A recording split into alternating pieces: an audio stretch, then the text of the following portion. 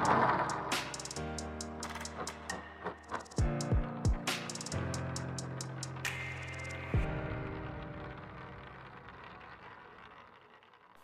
मसीह की। मसीह में मेरे प्यारे भाई और बहनों, मैं आपका भाई सूरज एक बार फिर से आप सभी को सत्य की खोज में स्वागत करता हूं। तो चलिए हम शुरू करते हैं हमारे आज का बाइबल अध्ययन। और हमारा आज का बाइबल अध्ययन करने का रहेगा मत्ती रचित सुसमाचार 15 अध्याय 1 से लेकर 9 पद तक। Gospel according to the Matthew chapter 15 verse 1 up to 9। तो भाई और बहनों अंत तक बने रहिएगा। ये काफी रोचक विषय है। हमारा पूरा कोशिश रहेगा ये जो बाइबल अध्ययन है इसे हम बिल्कुल सरल भाषा में और बिल्कुल व्यवहारिक तरीके से आपके समक्ष हम ले पाए और आप भी इन वचनों के द्वारा सत्य को भली भांति समझ सके। और साथ ही जब कभी भी आप इस बाइबल अध्ययन को इस वीडियो के माध्यम से देखेंगे, आप जरूर अपने मन ही मन में प्रार्थना कीजिए ताकि पवित्र आत्मा हमें अगुवाई करे और परमेश्वर की इच्छा के मुताबिक इस वीडियो को हम और इस बाइबल अध्ययन को समझ पाए और इससे संबंधित जो सत्य और रहस्य है इसे भी हम सही तरीके से समझ पाए। तो चलिए हम शुरू करते हैं हमारे आज के बाइबल अध्ययन। सबसे पहले हम वचन को पढ़ना चाहेंगे और हमारा वचन रहेगा मत्ती रचित सुसमाचार 15 अध्याय 1 से लेकर 9 पद तक। तो चलिए हम पहले वचन को पढ़ते हैं। वचन यहाँ पर इस प्रकार लिखा है, तब यरूशलेम से कितने फरीसी और शास्त्री यीशु के पास आकर कहने लगे, तेरे चेले पुर्णियों की रीतियों को क्यों टालते हैं कि बिना हाथ धोए रोटी खाते हैं? उसने उनको उत्तर दिया कि तुम भी अपनी रीति के कारण क्यों परमेश्वर की आज्ञा टालते हो? क्योंकि परमेश्वर ने कहा था कि अपने पिता और अपनी माता का आदर करना। जो कोई पिता या माता को बुरा कहे वह मार डाला जाए। पर तुम कहते हो कि यदि कोई अपने पिता या माता से कहे कि जो कुछ तुझे मुझसे लाभ पहुंच सकता था वह परमेश्वर को भेंट चढ़ाई जा चुकी, तो वह अपने पिता का आदर न करे, सो तुमने अपनी रीति के कारण परमेश्वर का वचन टाल दिया। हे कपटियों, यशायाह ने तुम्हारे विषय में यह भविष्यवाणी ठीक की कि ये लोग होठों से तो मेरा आदर करते हैं पर उनका मन मुझसे दूर रहता है और ये व्यर्थ मेरी उपासना करते हैं, क्योंकि मनुष्य की विधियों को धर्मोपदेश करके सिखाते हैं। ओके, आमेन। तो चलिए भाई और बहनों, अब हम हमारे आज के बाइबल अध्ययन को आगे बढ़ाते हैं और इससे संबंधित जो सत्य है उसे हम ध्यानपूर्वक अध्ययन करते हैं। तो इस तरह भाई और बहनों, जब हम इस वचन को ऊपरी परत में हम देखते हैं तो हमें ऐसा लगता है कि हम सारे घटना को बिल्कुल सरल तरीके से हम समझ गए हैं, लेकिन वास्तव में भाई और बहनों इस पंक्ति में काफी कुछ बहुत ही जटिल तरीके से कहा गया है और बताया गया है। देखिए, घटना इस प्रकार है, यरूशलेम में जब प्रभु यीशु मसीह थे तो कितने फरीसी और शास्त्री लोग प्रभु यीशु मसीह के करीब आते हैं और प्रभु यीशु मसीह से ये प्रश्न करते हैं कि तेरे चेले पुर्णियों की रीति को क्यों टालते हैं, बिना हाथ धोए रोटी खाते हैं? तो हमें ये बातें ऐसा लग सकता है कि जो शास्त्री और फरीसियों ने प्रभु यीशु मसीह से उसके शिष्य से संबंधित हाथ धोने से ये जो बातें प्रश्न किया है, ये सुनने में बिल्कुल वाजिब लगता है, क्योंकि ये बिल्कुल व्यवहारिक बातें हैं। जब भी हम कुछ खाते हैं पीते हैं तो अपने हाथों को धोया करते हैं ना, और ये बिल्कुल स्वच्छता से जुड़ी हुई एक विषय है। दुनिया के किसी भी प्रांत में हम ये देख पाते हैं कि ये प्रक्रिया बिल्कुल स्वाभाविक है, क्योंकि हाथों में हमारे हर प्रकार की गंदगी होते हैं ना, और अगर हम इन हाथ धोए अगर इन हाथों के द्वारा हम कुछ खाते हैं तो उन हाथों में जो कीटाणु है वो कीटाणु हमारे शरीर के अंदर प्रवेश कर सकता है और हमारे लिए हानि पहुंचा सकता है। तो ये बिल्कुल स्वाभाविक बातें हैं कि हम कुछ भी खाते समय हम अपने हाथों को धोकर हम खाते हैं ना। तो अगर यहाँ पर जो प्रश्न शास्त्री और फरीसियों ने प्रभु यीशु मसीह से किया, ये बिल्कुल व्यवहारिक प्रश्न लग सकता है, इसमें कोई गलत नहीं लग सकता है हमें ना, और हमें ऐसा लगता है कि हम इन बातों को समझ गए हैं। लेकिन भाई और बहनों, बातें यहाँ पर बिल्कुल जटिल है। यहाँ पर जो प्रश्न रखा गया हाथ धोने से संबंधित, वास्तव में ये किसी भी स्वच्छता से संबंधित नहीं है, बल्कि ये एक यहूदी परंपरा से संबंधित है। तो यही कारण है भाई और बहनों, इसे हम आज बिल्कुल अध्ययन करने की आवश्यकता है, और इससे संबंधित जो तथ्य है और रहस्य है और जो इससे संबंधित जो बातें हैं इसे हमें चर्चा करने की आवश्यकता है। तो भाई और बहनों, आगे हम इसी पर चर्चा करेंगे और हमारा आज का पहला मूल विषय यही रहेगा। तो इस तरह से प्रभु यीशु मसीह के साथ शास्त्री और फरीसी प्रश्न करते हैं कि उसके चेले बिन हाथ धोए वो रोटी कैसे खाते हैं, और उसने उससे उत्तर दिया, यानी कि प्रभु यीशु मसीह ने उन शास्त्रियों फरीसियों को ये उत्तर दिया कि तुम भी अपनी रीति के कारण क्यों परमेश्वर की आज्ञा टालते हो, क्योंकि परमेश्वर ने कहा था कि अपने पिता और अपनी माता का आदर करना, और जो कोई पिता या माता को बुरा कहे वह मार डाला जाए। भाइयों बहनों, आप सभी को 10 आज्ञाएं याद है ना? उन 10 आज्ञा में से ये एक आज्ञा थी कि अपने माता पिता का आदर करना, और इन्हीं बातों को आधार बनाते हुए प्रभु यीशु मसीह भी उन्हीं की लफ्जों में उन्हें जवाब देते हैं कि परमेश्वर ने कहा था कि अपने माता पिता की आदर करना, जो कोई पिता या माता को बुरा कहे वो मार डाला जाए। पर तुम कहते हो कि यदि कोई अपने पिता या माता से कहे कि जो कुछ मुझे तुझसे लाभ पहुंच सकता था वह परमेश्वर को भेंट चढ़ाई जा चुकी, तो वह अपने पिता का आदर न करे, सो तुमने अपनी रीति के कारण उन 10 आज्ञा में से एक बहुत ही महत्वपूर्ण आज्ञा को टाल दिया। तो यही कारण है प्रभु यीशु मसीह उनसे उन्हीं की लफ्जों में उन्हें उत्तर देते हैं, और जिनका उनके पास कोई उत्तर नहीं था। भाइयों और बहनों, तो यहाँ पर जो प्रभु यीशु मसीह कहते हैं कि भेंट चढ़ाई जा चुकी, तो कौन सी चीज और किस तरह और क्यों चढ़ाई गई थी, इसी को हम आज चर्चा करेंगे। और प्रभु यीशु मसीह उन्हें कहते हैं कि फिर हे कपटियों, यशायाह ने तुम्हारे विषय में यह भविष्यवाणी ठीक की, ये लोग होठों से तो मेरा आदर करते हैं पर उनका मन मुझसे दूर रहता है। अंततः यहाँ पर आज के इस अध्ययन में हम ये मूल विषय को हम समझने के लिए कोशिश करेंगे कि किस तरह प्रभु यीशु मसीह लोगों को व्यवहारिक शिक्षा और सही मायने में परमेश्वर की आराधना क्या है वो प्रभु इस अध्ययन के द्वारा सीख और समझ पाएंगे। तो भाई और बहनों, अंत तक बने रहिएगा। चलिए हम शुरू करते हैं। तो भाई और बहनों, ये कहना ज्यादा नहीं होगा कि यह पंक्ति कितनी भी कठिन और अस्पष्ट क्यों न लगे, यह पूरी सुसमाचार की कहानी में सबसे महत्वपूर्ण अंशों में से एक है। यह प्रभु यीशु मसीह और उन रूढ़िवादी यहूदी धर्म के नेतृत्व के बीच के टकराव को दर्शाता है। इस पंक्ति के आरंभिक वाक्य यह स्पष्ट करता है कि किस तरह शास्त्री और फरीसी प्रभु यीशु मसीह से प्रश्न पूछने के लिए गलील से यरूशलेम तक आए थे, और ये कोई दुर्भाग्यपूर्ण प्रश्न नहीं था, बल्कि शास्त्री और फरीसी स्वाभाविक रूप से यीशु को फंसाने की कोशिश में ये प्रश्न कर रहे थे। तो भाई और बहनों, हमें ऐसा लग सकता है कि यहाँ पर शास्त्री और फरीसी ये प्रश्न को बातों ही बातों में या फिर यूं ही प्रभु यीशु मसीह को पूछ लिया, लेकिन वास्तव में ये जो प्रश्न पूछने के पीछे उन शास्त्री और फरीसियों का नियत साफ नहीं था। उनका उद्देश्य था कि प्रभु यीशु मसीह को इन प्रश्नों के द्वारा उन्हें उलझाए रखे या फिर अपने जाल में फांस ले और उसे झूठा या फिर गलत ठहराए। तो इस उद्देश्य से उन शास्त्री और फरीसियों ने यह प्रश्न प्रभु यीशु मसीह के समक्ष रखा था। लेकिन प्रभु यीशु मसीह भी सबके मन की बातों को समझते हैं, वो जानते हैं इसके पीछे के उद्देश्य, उनके महत्व क्या है। इसलिए प्रभु यीशु मसीह ने भी उनके लफ्जों में ही प्रभु यीशु मसीह ने उन्हें उत्तर भी दिया है। भाई और बहनों, और इस प्रकार हम देख सकते हैं कि इस पंक्ति के मूल और महत्वपूर्ण बातें यह नहीं था कि प्रभु यीशु मसीह और फरीसियों के विषयों में संघर्ष था, बल्कि ये दो धार्मिक विचारों का टकराव था। भाई और बहनों, इन बातों को भी हमें समझना होगा कि हमें एक नजर में ऐसा लगता है कि यहाँ पर उन शास्त्री फरीसी यानी कि यहूदी धार्मिक संसार के नेतृत्व और प्रभु यीशु मसीह के समक्ष टकराव दिख रहा है, लेकिन वास्तव में यह टकराव प्रभु यीशु मसीह और इन शास्त्री फरीसियों के बीच में नहीं, बल्कि ये जो टकराव है ये दो विचारधारा की टकराव है। ये दो प्रकार से परमेश्वर की आराधना करने को लेकर दो विचारों का टकराव है। तो ये किसी दो व्यक्तियों की टकराव नहीं, बल्कि एक दो विचारों का टकराव है जो आज तक भी हमारे बीच में बहुत ही भली भांति हमको दिखाई देते हैं। इस पर हम अंत में चर्चा करेंगे। तो इस तरह भाई और बहनों, इस सब के अलावा ना ही धर्म के इन दो विचारों के बीच किसी समझौते की संभावना थी और अनिवार्य रूप से एक दूसरे को नष्ट करने पर था। साथ ही यह इतिहास के सर्वोच्च धार्मिक प्रतियोगिताओं में से एक था।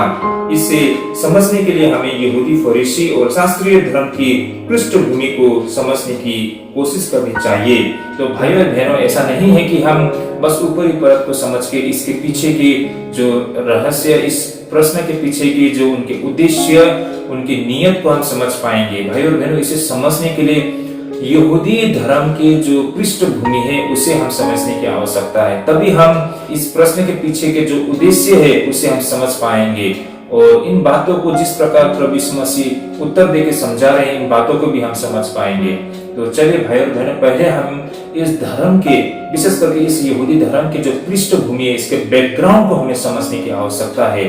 तो इस प्रकार भाई और बहनों, इन पंक्तियों में हमें शुद्ध और अशुद्धता की पूरी अवधारणा को समझने का अवसर मिलती है। हमें यहाँ पर पूरी तरह से इस बात की स्पष्ट होना चाहिए कि शुद्धता और अशुद्धता के इस विचार का शारीरिक स्वच्छता से कोई लेना देना नहीं है। जैसे मैंने पहले भी कहा, जैसे कि हम इन घटना को जब हम पढ़ते हैं तो शायद हमें ऐसा लग सकता है कि ये शास्त्री और फरीसी शायद स्वच्छता से संबंधित बातों को आधार बनाते हुए प्रभु यीशु मसीह से प्रश्न करते हैं कि उसके चेले खाने से पहले क्यों अपने हाथों को नहीं धोया करते हैं।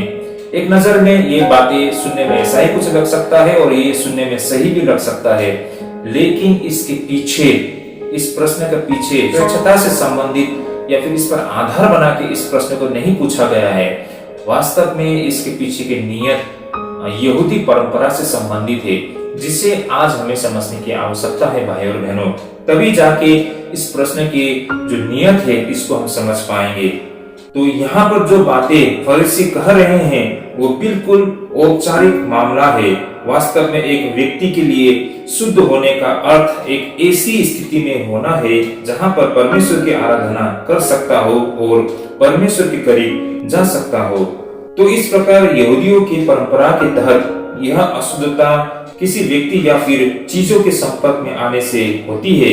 उदाहरण के लिए, यदि किसी महिला को रक्तस्राव होती है, यानी कि उसको पीरियड होती है, तो वह अशुद्ध रहती है, भले ही वह सामान्य मासिक धर्म क्यों न हो। साथ ही इन सब के अलावा भाई और बहनों, किसी व्यक्ति का देहांत हो जाता है और उसका मृत्यु होने पर उसके जो शव है उसे अशुद्ध माना जाता है, और जो कोई उस लाश को, उस शव को छूते हैं वह भी अशुद्ध ठहर जाता है। सबसे गंभीर बात तो यह है कि अन्य जातियों को अशुद्ध माना जाता है, और ये सब अशुद्धता हस्तांतरणीय थी। कहने का मतलब संक्रामक थी। ये किसी एक व्यक्ति को छूने से दूसरे व्यक्ति को भी अशुद्ध ठहराया जाता है। जैसे कि उदाहरण के लिए, यदि चूहा मिट्टी के बर्तन को छू लेता है तो वह बर्तन अशुद्ध हो जाती है, और जब तक कि उसे विधि पूर्वक धोया और साफ नहीं किया जाता, उसमें रखी गई हर वो चीज अशुद्ध ठहरता है। अंततः इसका परिणाम यह था कि जो कोई उस पात्र को छूता था, उसमें से कुछ भी खाता या पीता हो, वह अशुद्ध ठहर जाती है, और जो कोई उस मनुष्य को छुए वह भी अशुद्ध ठहर जाता है। तो भाइयों बहनों, इस तरह आप सब भी इन बातों को इमेजिन कर सकते हैं ना, इन बातों को कल्पना कर सकते हैं। और हमें से कुछ लोगों के लिए, विशेष करके जो हम भारतीय हैं, हमें ये बिल्कुल चौंकाने वाली बात न लगे, क्योंकि इसके पीछे कारण ये है कि ये विचारधारा यहूदियों में न सिर्फ प्रचलित थी बल्कि अन्य धर्म विधियों में भी हमें दिखाई देती थी। विशेष करके हमारे खुद के देश में भी ले लीजिए, जैसे कि कोई ये ऊंची जाति होते हैं, कोई अपने जाति से संबंधित ना हो तो उसे अशुद्ध माना जाता है, और ये आज भी हमें हमारे चारों ओर इन सारी चीजों को होते हुए हम देख पाते हैं। और अगर वो व्यक्ति ईसाई बन जाता है तो वह और भी गंभीर रूप से अशुद्ध ठहर जाता है। इस विषय में मैं आप सभी से एक ऐसे बहुत ही महत्वपूर्ण व्यक्ति के विषय में, उनके बायोग्राफी से हमें जो समझने और जानने को मिलता है, उससे संबंधित उनके जो जीवन में जो कुछ घटा था उसे मैं आप सभी से शेयर करना चाहता हूँ। उनका नाम था प्रेमानंद जी। एक ऊंची जाति से ताल्लुक रखने वाली एक धनी भारतीय ईसाई वो थे, और उनका कहना था कि उसके साथ हुआ था जब उन्होंने मसीह को अपना व्यक्तिगत उद्धारकर्ता मान लिया था। उसे मसीह में होने के कारण परिवार से निकाल दिया गया था, लेकिन भी कभी कभी वो अपनी माता को मिलने के लिए आया करता था, क्योंकि उसकी माता उससे बेहद प्रेम किया करता था। प्रेमानंद जी कहते हैं कि जैसे ही मेरे पिता को ये पता चलता कि मैं दोपहर को अपनी माँ से मिलने के लिए आया करता हूँ, तो उन्होंने द्वारपाल को आदेश दिया कि वे मुझे अंदर प्रवेश करने की अनुमति न दे, लेकिन अंत में मेरी माँ ने द्वारपाल को मना लिया और मुझे अंदर प्रवेश करने की अनुमति मिल गई थी। भाई और बहनों, प्रेमानंद जी का ऐसा कहना था कि उनके अपने पिता के जो घर के नौकर ऐसे थे कि वे भी पूर्वग्रह से इस तरह ग्रसित था कि जिस थाली में प्रेमानंद जी भोजन किया करते थे उस तक को धोने के लिए वे लोग इच्छुक नहीं थे। इन सब के अलावा कभी कभार मेरी मौसी जिस आसन में मैं बैठा करता था उसे गंगा जल या फिर गाय के गोबर के साथ पानी को मिश्रित करके छिड़काव किया करता था और उसे शुद्ध किया करता था। कारण प्रेमानंद जी उनके लिए अशुद्ध हो चुके थे और प्रेमानंद जी जिस थाली में वो खाया करते थे उसे भी अशुद्ध माना जाता था और जहां वो बैठते थे उस आसन को भी वे अशुद्ध माना करते थे। यही कारण कि उनके जाने के बाद उनके आसन में या फिर जहां वो विराजमान हुए थे उसे गाय के गोबर या फिर गंगा जल के द्वारा उसे शुद्ध किया करते थे। तो इस प्रकार भाई और बहनों, प्रेमानंद जी उन लोगों के लिए अशुद्ध ठहर चुका था और इस तरह जो कुछ भी वो छूते थे वे सारी चीज अशुद्ध हो जाती थी। तो भाई और बहनों, इस प्रकार के विचार में कोई नैतिकता नहीं है, बल्कि ये विचारधारा मनुष्य और परमेश्वर की उपस्थिति के बीच में दीवार को खड़ा किया कर दिया करते थे। यही कारण है कि इस प्रकार के विचारधारा को पश्चिमी सभ्यताओं में भी हमें दिखती है। हाँ, यह सही है कि पश्चिमी देशों में विपरीत तरीके से काम किया करता है। जैसे कि मैं आप सभी से कुछ उदाहरण साझा करना चाहता हूँ। मान लीजिए ये जो 4 पत्ते वाले तिपतिया घास या फिर किसी धातु या फिर आकर्षित लकड़ी या काली बिल्ली, इन सारी चीजों को ये लोग सौभाग्य की नजर से देखते थे, यानी कि गुड लक चैन। तो भाई और बहनों, ये जो पश्चिमी देश के लोग होते हैं वे लोग इन सारी चीजों को सकारात्मक तरीके से लिया करते हैं। तो चाहे ये सकारात्मक हो या फिर नकारात्मक हो, ये तो एक प्रकार का विचारधारा जो अंधविश्वास से जुड़ी थे। यही कारण है कि हम कह रहे थे कि इस प्रकार की विचारधारा मात्र यहूदी या फिर हमारे देश में नहीं बल्कि हम पश्चिमी देशों में भी हम देख पाते हैं, चाहे वो सकारात्मक तरीके से ही हो, लेकिन है तो अंधविश्वास ही। तो इस तरह भाई और बहनों, आखिर में हम देखते हैं कि ऐसे कुछ विचार है जिसमें कुछ चीजें और लोग हैं जिनके संपर्क से बचना शामिल है, क्योंकि वे अशुद्ध है और इनसे छुटकारा पाने के लिए आवश्यक अनुष्ठान और शुद्धिकरण की आवश्यकता पड़ती थी। लेकिन हमें इस पर और अधिक अध्ययन करने की आवश्यकता है। तो यही है भाई और बहनों, यहाँ पर जो शास्त्री और फरीसी प्रभु यीशु मसीह से प्रश्न करते हैं कि उनके शिष्य बिन हाथ धोए कैसे खा लेते हैं, तो यहाँ पर हाथ धोने ये कोई स्वच्छता से संबंधित नहीं है बल्कि ये परंपरा है और ये परंपरा शुद्ध और अशुद्धता से जुड़े हुए हैं और इसी पर हमें अब हम आगे चर्चा करना है। तो वास्तव में शुद्ध और अशुद्धता को लेकर नियम व्यापक क्षेत्र में देखा जाता है। इन नियमों में क्या खाया जा सकता है और क्या नहीं, इन सारी बातों को निर्धारित किया गया है। तो इस प्रकार भाई और बहनों, आमतौर पर सभी फल और सब्जियों को शुद्ध माना जाता है, लेकिन जीवित प्राणियों के सेवन से संबंधित व्यवस्था काफी सख्त होती है। इन सारी नियमों को अगर हम विस्तार से अध्ययन करते हैं तो हम लेवी व्यवस्था 11 अध्याय में हम देख सकते हैं। और भाई और बहनों, हम इस पर हम ज्यादा चर्चा नहीं करेंगे, लेकिन यहाँ से जो मुख्य बातें हैं उन्हीं बातों को मैं आप सभी के संग रखूंगा ताकि हम इसकी जो पृष्ठभूमि है इसे हम संक्षेप में समझ पाए। तो चलिए भाई और बहनों, आगे बढ़ते हैं। जैसे कि हम देख पाते हैं कि जानवर में से केवल वही जानवर को खाया जा सकता है जिन जानवरों का खुर 2 भागों में होती है। जैसे कि आप सभी ने देखा होगा, कुछ जानवर के जो खुर होते हैं वो खुर 2 भागों से विभाजित होते हैं कंप्लीटली, जो बिल्कुल आगे से लेकर बिल्कुल पीछे तक 2 भागों में बटा होता है, वही जानवर को खाया जा सकता है। और ये सारे जानवर हम गाय, बकरी, जो जिराफ होते हैं, उन सारे जानवर में हमको देखा जा सकता है।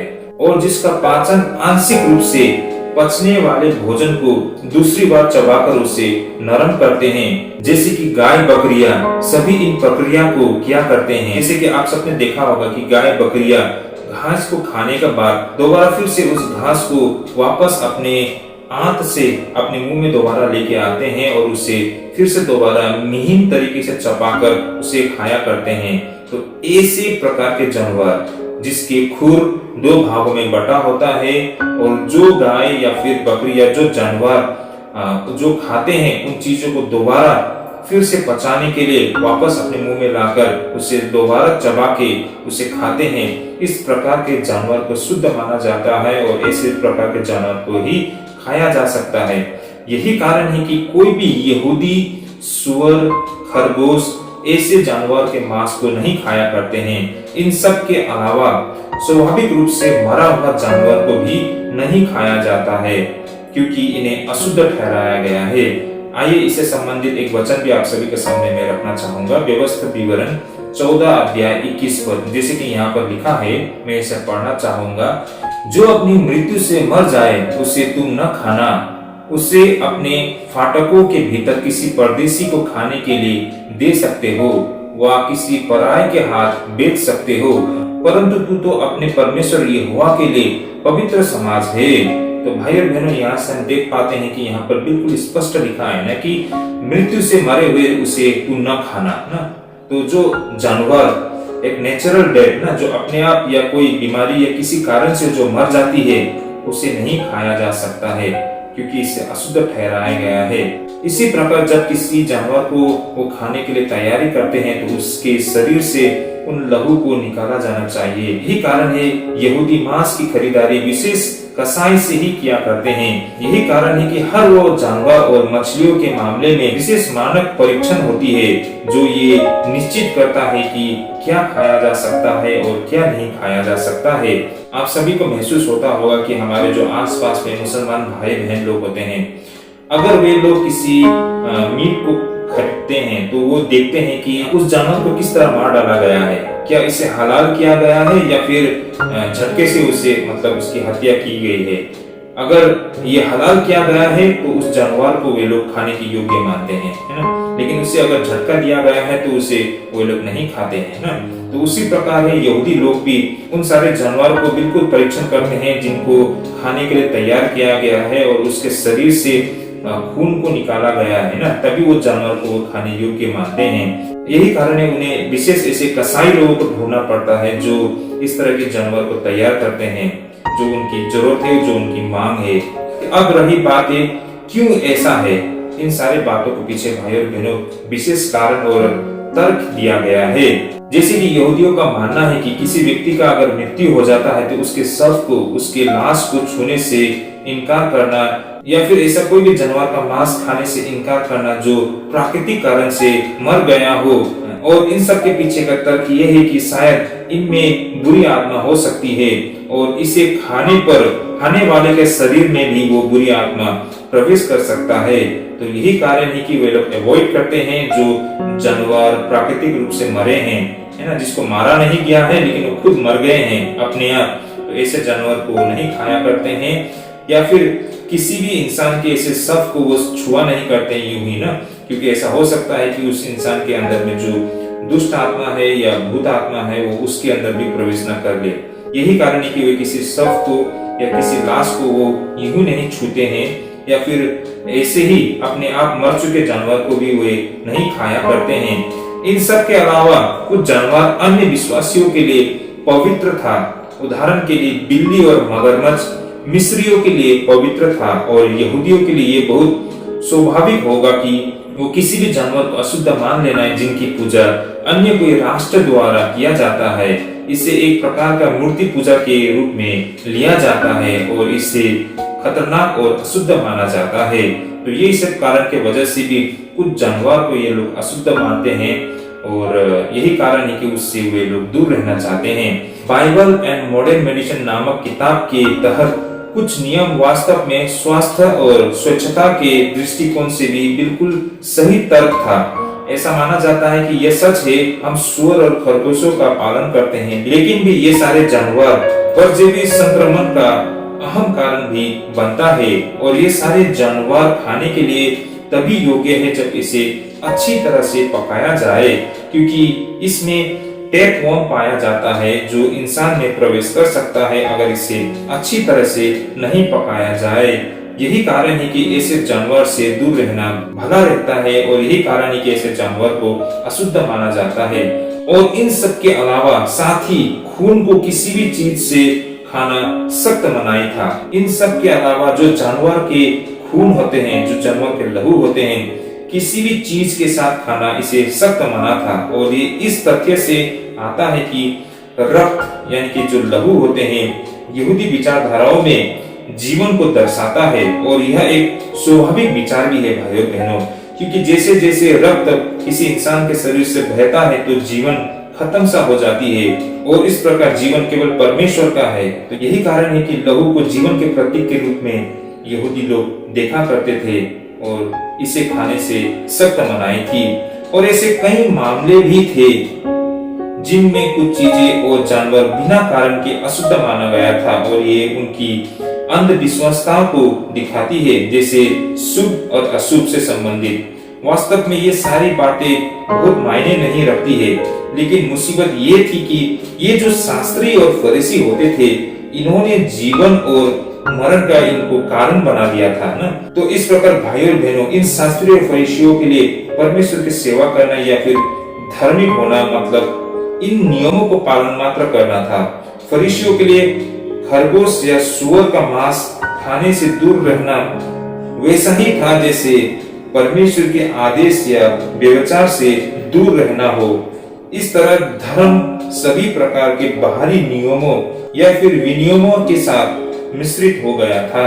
तो भाइयों बहनों, यहाँ पर हम देख और समझ सकते हैं कि इन शास्त्रों और फरीसियों के द्वारा इंसान के द्वारा बनाए गए ये सारे नियम उनके लिए इतना महत्व बन गया कि परमेश्वर के नियम से भी ये ऊंचा बन गया। और इन सारे यहूदी धर्म में हम देख सकते हैं कि जो परमेश्वर की आज्ञा और परमेश्वर की इच्छा, उसके साथ मानव शिक्षा या फिर मानव नियम भी मिश्रित हो चुका था। लोग फर्क कर नहीं पा रहे थे कि परमेश्वर से आई हुई जो परमेश्वर का इच्छा, परमेश्वर की आज्ञा और मनुष्य ने बनाई हुई जो रीति रिवाज, ये परंपरा, ये नियम, इसको फर्क नहीं कर पा रहे थे। ये सारी चीज वहां पर मिक्स हो गए थे ना। तो यही कारण है कि किसे प्रायोरिटी देना है, किसे महत्व देना है, ये उन्हें समझ में नहीं आ रहा था। और ज्यादातर लोग इन परंपराओं को पालन करने पर ही ध्यान दे रहे थे, बजाय परमेश्वर के वास्तविक शिक्षा को समझना और उसे पालन करना। तो इस तरह इन फरीसियों के लिए ये सारे नियमों को पालन करना बेहद आसान हो गया था, और साथ ही जो नहीं करते उनको जांच करना वो भी बहुत आसान बन गया था। और इस तरह ये सारे नियम और कानून इन रूढ़िवादी यहूदियों के लिए धर्म बन चुका था। तो भाइयों बहनों, ये शास्त्री और फरीसियों के लिए मनुष्य के द्वारा बनाया गया इन नियमों को एक धर्म के रूप में लेना इनके लिए ये आसान बन गया था। बेशक जो सच्चे लोग होते हैं उन्हें परमेश्वर का आज्ञा को पालन करना सही लगता है, लेकिन जो लोग सच्चे नहीं होते, जिनमें खोट होता है, उनके लिए परमेश्वर के आज्ञा पालन करना बहुत कठिन लगता है।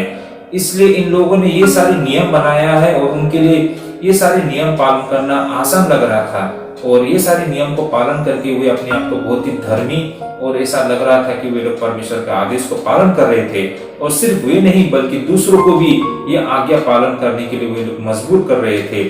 और इनके लिए ये भी आसान हो गया था कि ये फर्क करने के लिए कि कौन व्यक्ति धर्मी है और कौन व्यक्ति धर्मी नहीं है, इन मानव निर्मित नियमों को आधार बनाते हुए। तो यही कारण कि परमेश्वर यहाँ पर उन्हें प्रश्न करते हैं। अब आइए हम इस पंक्ति के विशेष प्रभाव को अध्ययन करते हैं। वास्तव में सभी प्रकार के औपचारिक अशुद्धता से बचना स्पष्ट रूप से असंभव था। एक आदमी खुद अशुद्ध चीजों से तो बच सकता है, लेकिन वो कैसे जान सकता है कि जब सड़क पर उसने किसी अशुद्ध व्यक्ति को छू लिया है? भाइयों और बहनों, इस पर आप सब भी विचार विमर्श करके देखिए, ये क्या संभव हो सकता है? ये असंभव है भाइयों और बहनों। आप खुद तो इन सारे नियमों को पालन करके अपने आप को शुद्ध बनाए रख सकते हो अगर इस नजरिए से देखें, लेकिन इसी नजरिए से अगर हम देखें तो फिर जब आप सड़क में जाते हो या कहीं आप बाजार में जाते हो तो वहां पर तो हजारों लोग होते हैं। अब ये तो आपको फर्क करना बहुत मुश्किल है, ये पहचानना तो बहुत मुश्किल है कि कौन व्यक्ति शुद्ध है, वहां पर कौन व्यक्ति अशुद्ध है। आप नहीं जानते हैं, किसी के सर में तो ये चीज नहीं लिखा होता है ना कि वो व्यक्ति शुद्ध है या फिर वो व्यक्ति अशुद्ध है और किस कारण से वो अशुद्ध है। तो आप ये फर्क कर नहीं पाते हैं कि वहां पर जितने लोग हैं उनमें से कौन शुद्ध है और अशुद्ध है। और आपका किसी के साथ भी संपर्क हो सकता है अनजाने में, और उसके जरिए आप अशुद्ध भी हो सकते हैं। तो इस तरह से तो ये असंभव है कि आप हमेशा अपने आप को शुद्ध बनाए रखें। ये बिल्कुल मुश्किल की बात है, बहुत कठिन की बात है कि ऐसा होना बिल्कुल संभव है।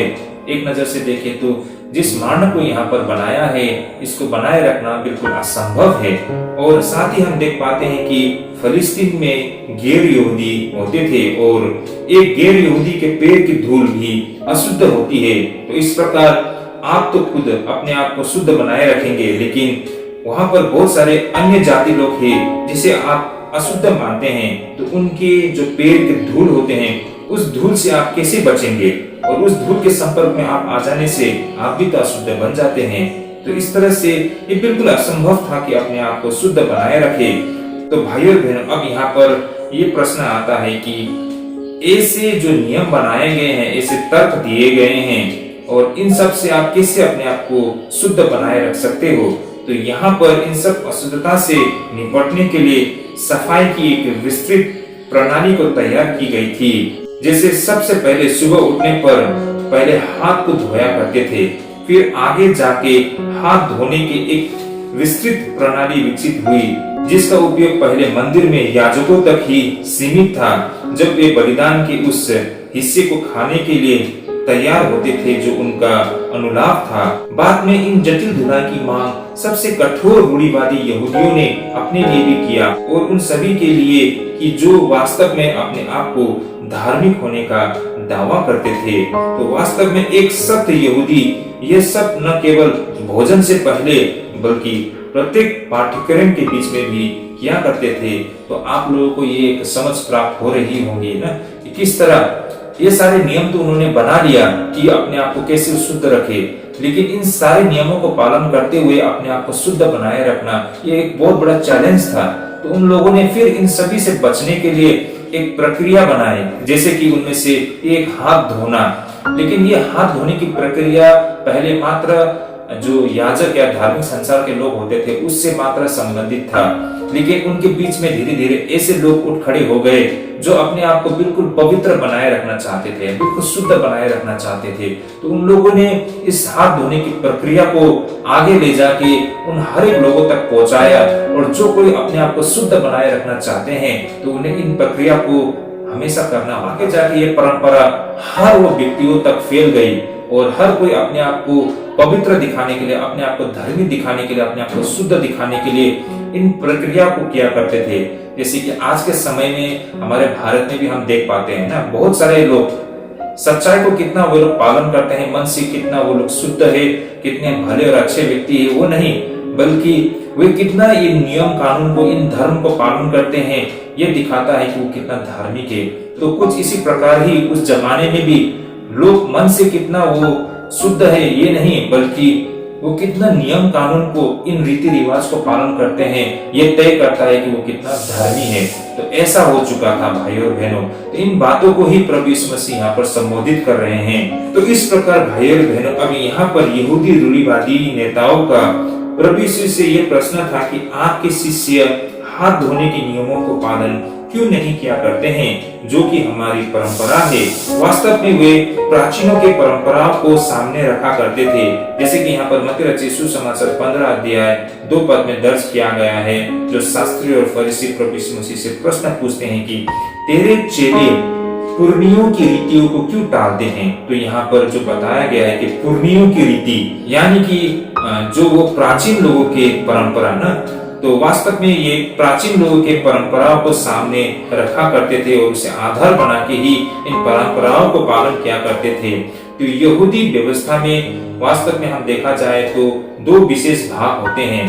पहला वो जो लिखित व्यवस्था जो शास्त्र में दर्ज किया गया था, और दूसरा मौखिक व्यवस्था जो कि मुंह बोली व्यवस्था, जिनका विकास हाथ धोने से संबंधित शास्त्रियों और विशेषज्ञों ने पीढ़ियों से किया था। और ये सारी विकास प्राचीनों की परंपरा थी, और इन सब व्यवस्थाओं को उतना ही तवज्जो दिया जाता है जितना कि लिखित व्यवस्था को। तो भाइयों बहनों, आइए हम मुख्य बिंदु को देखें, जो आज के हमारी मुद्दा है, जिस पर हमें आज चर्चा करना है। वास्तव में रूढ़िवादी यहूदियों के लिए ये सब नियम और अनुष्ठान समारोह एक धार्मिक कार्य था, और उन लोगों का मानना था यही परमेश्वर की इच्छा है, और यह सब करना परमेश्वर को प्रसन्न करना था, और साथ ही एक अच्छा इंसान भी बनना था। तो भाइयों और बहनों, इन रूढ़िवादी यहूदियों के लिए ये सारे नियमों को पालन करते हुए वो परमेश्वर की इच्छा को पूरा कर रहे हैं, ऐसा उन लोगों का मानना था। लेकिन वास्तव में ये बिल्कुल गलत था, क्योंकि ये परमेश्वर की ओर से नहीं था। इस तरह का जो ये नियम था ये परमेश्वर की ओर से नहीं था, बल्कि इन सारे नियमों को पुर्नियों ने इन सारी चीजों को तैयार किया था, जो पीढ़ी दर पीढ़ी होते हुए इन तक पहुंचे थे। इसे दूसरे तरीके से कहे तो इन सब हाथों को धोने के नियम को पालन करना उतना ही महत्वपूर्ण था जितना कि 10 आज्ञाओं को पालन करना हो। इस तरह उस वक्त परमेश्वर की सेवा कई बाहरी नियमों को पालन करना मात्र बन गया था। तो भाई और बहनों, एक नजर से देखें तो जो स्वयं परमेश्वर के द्वारा उन्हें दी गई जो आज्ञाएं हैं, जो शिक्षा है, जो व्यवस्था है, उसके तुल्य हो चुके थे ये सारे नियम।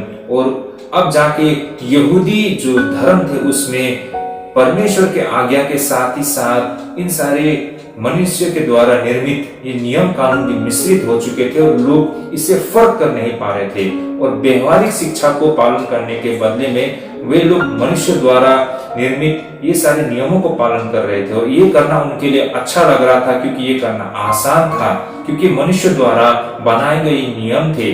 लेकिन जो परमेश्वर का आज्ञा थी, बेशक जो बुरे लोग होते हैं, जो लोग हठी लोग होते हैं, उनके लिए बहुत कठोर था।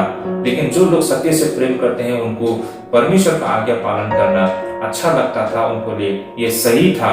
तो यही चीज हम यहाँ पर होते हुए हम देख पाते हैं भाई और बहनों। तो इस प्रकार भाई और बहनों, अब आप लोग देख पा रहे होंगे ये जो प्रश्न जो उन शास्त्री और फरीसियों ने प्रभु यीशु मसीह के सामने रखा था, इसके पीछे की नियत को, है ना, और किस आधार पर ये प्रश्न रखा गया था। जैसे हमने पहले ही कहा है कि ये जो प्रश्न शास्त्री और फरीसियों ने रखा था, ये कोई हाइजीन से संबंधित नहीं था, ना, ये स्वच्छता से संबंधित नहीं था, बल्कि ये प्रश्न को रखने के पीछे जो परंपरा थे उसको आधार बनाया गया था। कहने का मतलब ये शुद्ध और अशुद्धता से संबंधित था, स्वच्छता से नहीं।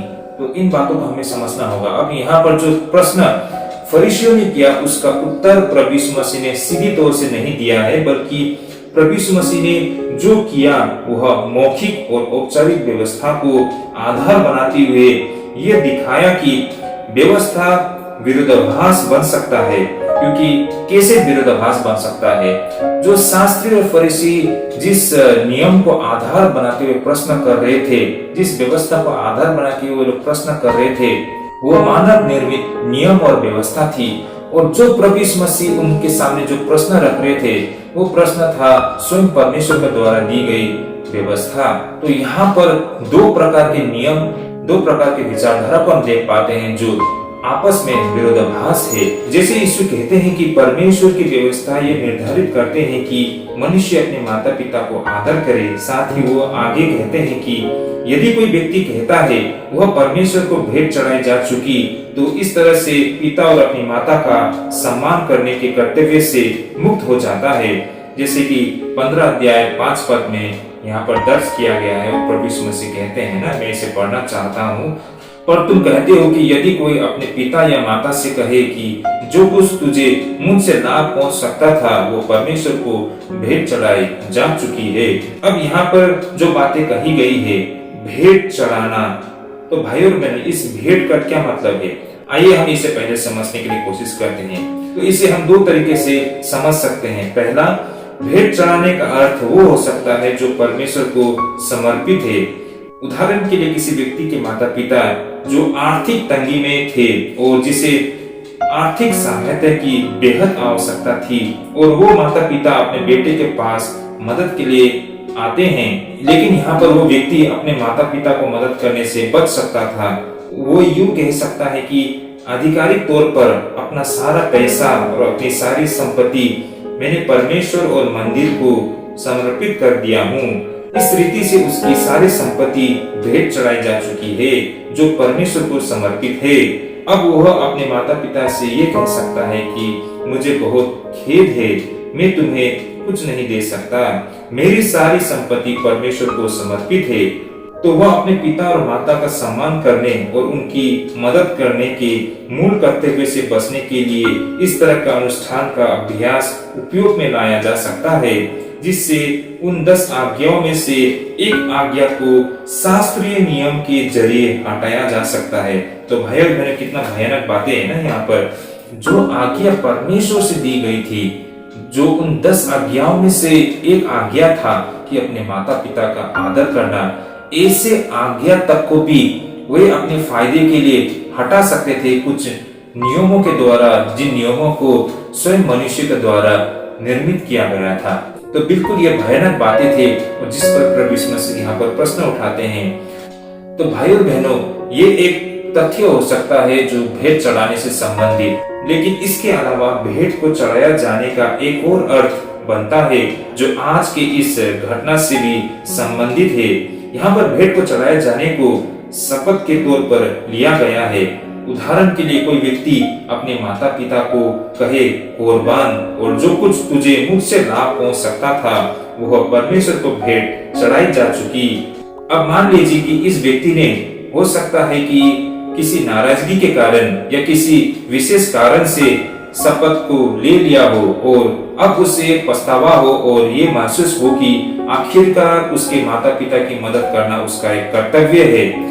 ऐसे मामले में कोई भी समझदार व्यक्ति कहेगा कि उस व्यक्ति ने सच्चा पश्चाताप किया है और उसका परिवर्तन एक अच्छी बात को दर्शाता है, और चूंकि वह अब सही कार्य करने और परमेश्वर की व्यवस्था का पालन करने जा रहा है और वो इच्छुक है, इसके लिए उसे प्रोत्साहित किया जाना चाहिए। लेकिन भाइयों और बहनों, यहाँ पर हम क्या देख पाते हैं कि ये जो कठोर शास्त्री लोग हैं, ये जो फरीसी लोग हैं, ये क्या कहते हैं? बिल्कुल नहीं। वो कहते हैं कि हमारा व्यवस्था कहता है कि कोई भी शपथ कभी भी नहीं तोड़ा जा सकता है। वे गिनती 30 का 2 को आधार करते हुए कहते हैं कि वो अपना वचन को न टाले। जैसे कि यहाँ पर गिनती 30 का 2 में कहा गया है कि जब कोई पुरुष यहोवा की मन्नत माने, वह अपने आप को वाचा से बंधन के लिए शपथ खाए, तो वह अपना वचन न टाले, जो कुछ उसके मुंह से निकला हो उसके अनुसार वो करे। तो भाइयों बहनों, यहाँ पर ये शास्त्री फरीसी इन्हीं वचनों को आधार बनाते हुए लोगों को मजबूर करते हैं कि वे अपने शपथ में बने रहे। तो भाइयों बहनों, आप सभी यहाँ पर आज विचार कीजिए, कोई व्यक्ति नाराजगी की वजह से या किसी कारण की वजह से या फिर आवेश में आने की वजह से वो अपने माता पिता को ये कह देते हैं कि उससे जो लाभ पहुंच सकता था वह परमेश्वर को भेंट चढ़ाई जा चुकी है। वह अपने माता पिता से या अपनी नाराजगी को इस तरह दिखाए, लेकिन बाद में जाके उसे ये एहसास हो उसने जो किया है गलत किया है। अपने माता पिता के प्रति उसका कुछ कर्तव्य है जिसे उसे निभाना पड़ता है, और उसे महसूस होता है कि उसने जो किया है गलत किया है और वो दोबारा इसको सही करना चाहते हैं। लेकिन यहाँ पर ये शास्त्री और फरीसी ऐसा होने नहीं देना चाहते हैं। वो कहते हैं कि तुमने एक बार शपथ ले ली है तो ये हमेशा के लिए है, अब तुम अपने शपथ से मुकर नहीं सकते हो। और इस तरह से वे उस व्यक्ति को दबाव डालते हैं कि अब से आगे उसका सारा संपत्ति परमेश्वर को अर्पण कर दिया गया है, अब तुम अपने माता पिता को सेवा करने से मुक्त हो चुके हो, अब तुम्हें अपने शपथ में बने रहना है। इस तरह से ये शास्त्री और फरीसी उन पर दबाव डालते हैं। ये शास्त्री इन्हीं सब व्यवस्था को आधार बनाते हुए तर्क देते हैं और कहते हैं कि आपने शपथ की है और बिना किसी कारण के आप इसे कभी नहीं तोड़ पाएंगे।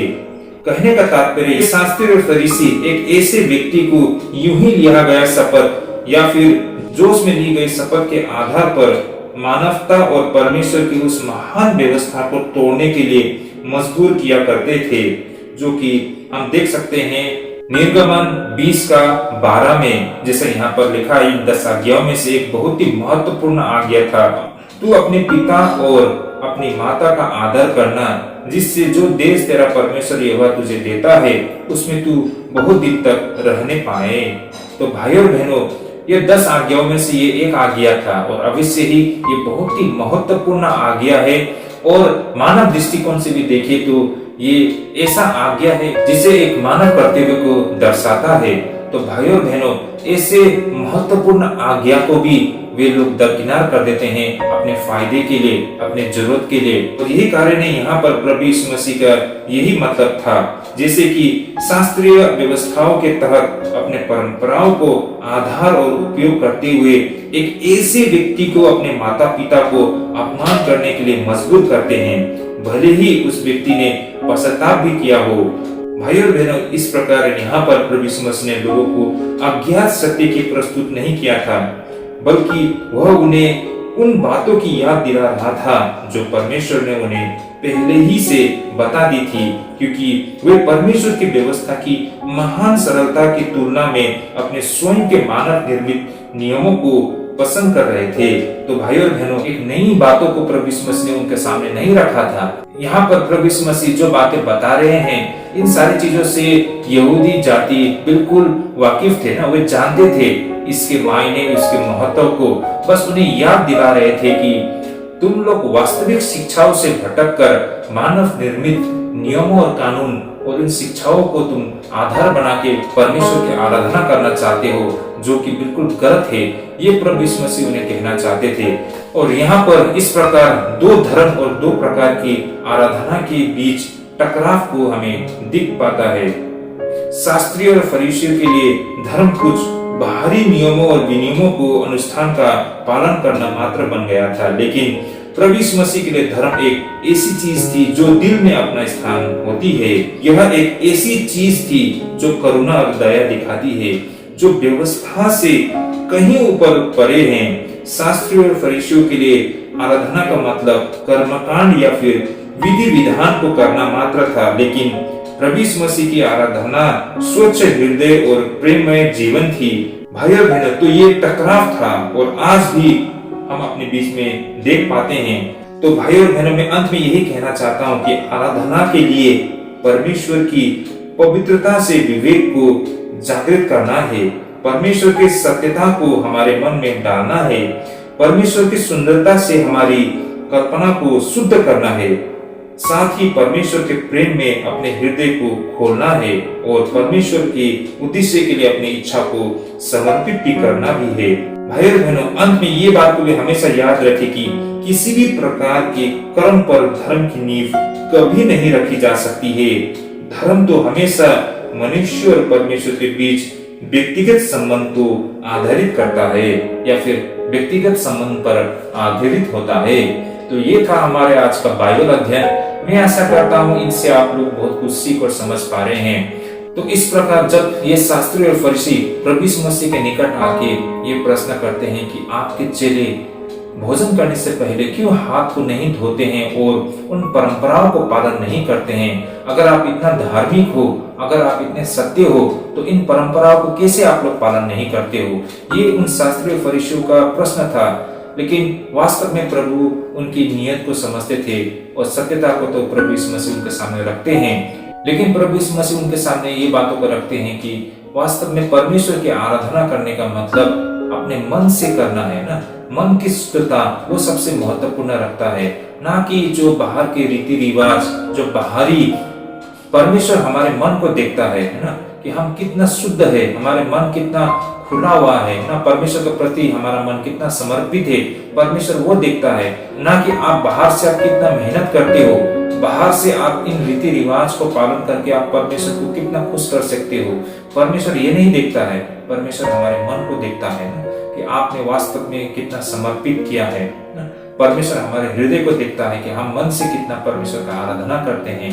तो यहाँ पर हमको साफ साफ दिखाई देता है ना कि जो रीति रिवाज, जो नियम कानून, ये कर्म करके हम परमेश्वर संतुष्ट नहीं कर सकते हैं, हम बल्कि परमेश्वर को अपने मन को समर्पित करके परमेश्वर को हम संतुष्ट कर सकते हैं। परमेश्वर हमसे क्या चाहते हैं, हमारे मन को चाहते हैं ना, परमेश्वर हमारे मन को उनके आगे समर्पित होना चाहते हैं और परमेश्वर को हम अपने आप को समर्पित करके, अपने हृदय को परमेश्वर का आगे समर्पित करके परमेश्वर को हम संतुष्ट कर सकते हैं, ना कि ये धर्म कर्म या फिर ये रीति रिवाज, ये नियम कानून के द्वारा, जो कि परमेश्वर के द्वारा नहीं बल्कि मानव निर्मित है।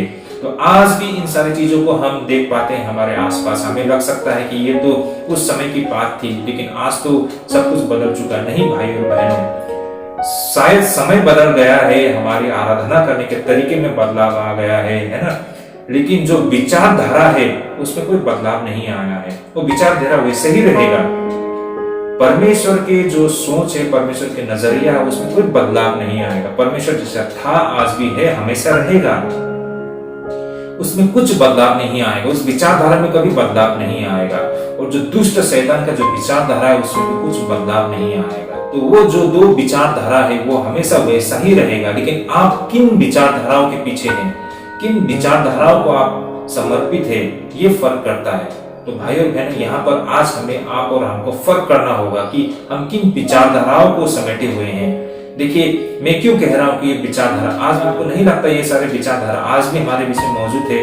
हो सकता है आज हम मसीह में हैं, लेकिन हमारे बीच में भी आज हम देख पाते हैं कि हम में से बहुत सारे कलीसिया में, हम में से ज्यादातर विश्वासियों में आज यही हो रहा है कि वास्तव में हम परमेश्वर की इच्छा को समझना नहीं चाहते हैं ना। वास्तव में हम अपने मन को परमेश्वर का आगे समर्पित करना नहीं चाहते हैं, बल्कि हम मात्र नियम कानून को पालन करके हमें ऐसा लगता है कि हम परमेश्वर की इच्छा को पूरा कर रहे हैं या फिर परमेश्वर की हम सेवा कर रहे हैं। आज यही हो रहा है लोगों के लिए। देखिए आज क्या हो रहा है, जैसे कि हम आज देख पाते हैं हमारे कलीसिया में भी ना, बहुत लोगों को लगता है कि हम अलग अलग प्रकार के दान दक्षिणा देकर, है ना, मानव जाति का सेवा करके, दशमांश देके, है ना, ऐसे बहुत सारे चीज है जो चर्च रिलेटेड एक्टिविटीज, जो कलीसिया से संबंधित जो कार्य है, ये सब कार्य को करके हम प्रभु की सेवा कर रहे हैं। देखिए भाई बहन, ये गलत नहीं, ये हमें करना चाहिए। ये भी हमें हमारे आत्मिक उन्नति में काफी हमको योगदान देती है। लेकिन वास्तव में परमेश्वर हमसे क्या चाहते हैं? हमारे मन को चाहते हैं, है ना। अगर हमने अपने मन को परमेश्वर में समर्पित किया है तो हम सब कुछ समर्पित करने के लिए तैयार होता है। लेकिन अगर हम अपने मन को समर्पित नहीं किए हैं ना, तो बाकी चीज कोई मायने नहीं रखता है। मैं आपको एक इंसिडेंट बताना चाहता हूँ। एक व्यक्ति ने दशमांश देने के लिए तैयार हुआ, तो उसने हिसाब किया, उसने हर महीना नहीं दिया, लेकिन करीबन 6 महीने बाद उसने दशमांश देने के लिए तैयार हुआ। उसने पिछले 6 महीने के जितने भी उसका दशमांश होता है, उन सारे पैसे को एक साथ इकट्ठा किया तो बहुत बड़ा रकम बन गया। अब वो जितना भी रकम बन गया है, उस रकम को तो देने के लिए तैयार है ना, लेकिन उसके मन में ये लालच है, उस पैसे को देखकर ना, उसके मन में ये लालच है कि इतना रुपया, इतना ज्यादा पैसा मैं आज देने जा रहा हूँ। और एक तरफ से वो दुखी भी है कि इतना रुपया हमको देना पड़ रहा है, तो क्या फायदा है उस पैसे का देने का ना। आपने दे तो दिया है, लेकिन उस पैसे को परमेश्वर कभी स्वीकार नहीं करेंगे, क्योंकि आपने दिल से दिया नहीं है ना, मन खोल के नहीं दिया है। उसमें आपका लालच है ना, आप देना तो नहीं चाहते, लेकिन मजबूर हो कि उस नियम को मात्र पालन करने के हिसाब से ना, एक नियम सोच के मात्र वो चीज को आप कर रहे हो। जैसे कि खाने के समय में हम प्रार्थना करते हैं, हम दिल से प्रार्थना परमेश्वर को धन्यवाद नहीं देते हैं, बल्कि जस्ट एक नियम है, खाने से पहले हमें प्रार्थना करना चाहिए, इसलिए आप प्रार्थना करते हो। तो उस प्रार्थना का कोई मायने बनता है?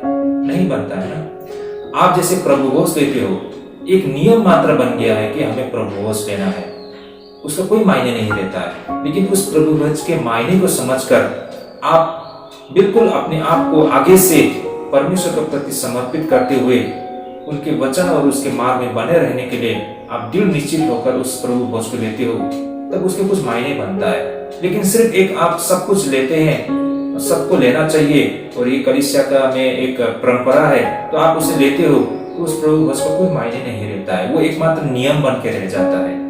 तो यही बात है कि जो भी आप करते हो दिल से ना, मतलब स्वेच्छा से, परमेश्वर की इच्छा के मुताबिक खुशी खुशी करते हो, उसके मायने रहता है ना, उसके मायने बनता है, वो परमेश्वर उसको एक्सेप्ट करते हैं। लेकिन सिर्फ आप इसको करना चाहिए इसलिए आप करते हो, ये एक नियम बन जाता है जिसको परमेश्वर स्वीकार नहीं करते हैं। और आज यही चीज हमारे आसपास हमको ज्यादा दिखाई दे रहा है। इन सारे नियम कानून को ही लोग पूरा करने के लिए कोशिश करते हैं और सारे नियम को तो पालन करते हैं, लेकिन परमेश्वर की उपस्थिति वो महसूस क्यों नहीं कर पाता है? क्योंकि वास्तव में उसको जो चीज सबसे पहले करना था, यानी कि उसके मन को परमेश्वर का आगे जो समर्पित करना था, उसने वो चीज को नहीं किया है। तो बाकी चीज कुछ भी कर उसका कोई मायने नहीं बनता है, वो एकमात्र रिचुअल, एकमात्र नियम, एकमात्र कर्म बन के रह गया है भाई और बहनों। और इस पर आज हमें चर्चा करने की आवश्यकता है। तो ये सारी बातें आज के बाइबल अध्ययन से हमने समझा है। आशा करता हूँ ये सारे बाइबल अध्ययन के माध्यम से हम सबके लिए बहुत आशीष होंगे, है ना, हमारे आत्मिक जीवन के लिए बहुत लाभदायक पहुंचे। और आगे भी इस प्रकार आप लोग जरूर जुड़िए। और आज के बाइबल अध्ययन से हमने कुछ सीख को प्राप्त किया है, हमें लगता है कि ये बहुत लाभदायक है, तो जरूर अपने दोस्तों, अपने रिलेटिव, अपने फ्रेंड्स सभी के साथ शेयर कीजिए ताकि उन तक भी सत्य पहुंच पाए। तो अगले दफे फिर से मिलते हैं। अपना ख्याल रखिए। प्रभु आप सबका अगुवाई करेंगे। जय मसीह।